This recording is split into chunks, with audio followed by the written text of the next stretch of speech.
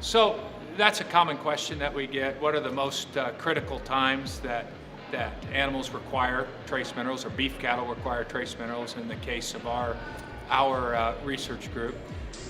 For us specifically, we answer that in terms of the cow-calf operation.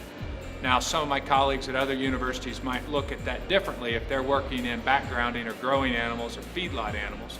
But as we focus in that cow-calf stage of the production system, we believe that trace minerals, at least for that feeder calf, are most important as you get closer to weaning.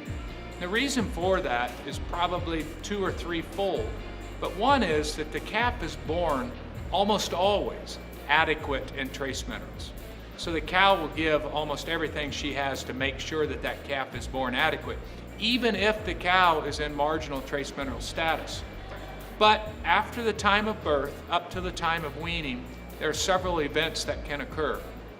One is we generally rely on 2 sources or 3 sources of trace minerals for the calf.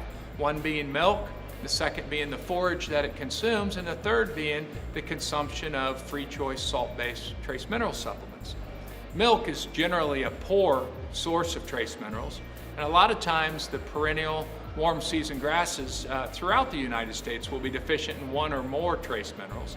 And then just the voluntary consumption of salt-based trace mineral supplements is generally and can often be lacking for calves. And so these calves continue to grow, but from birth to the time of weaning, generally lose trace mineral stores in their tissues. And so we believe that right before the time of weaning, or during that period of time before weaning, that trace mineral nutrition is important and should be optimized.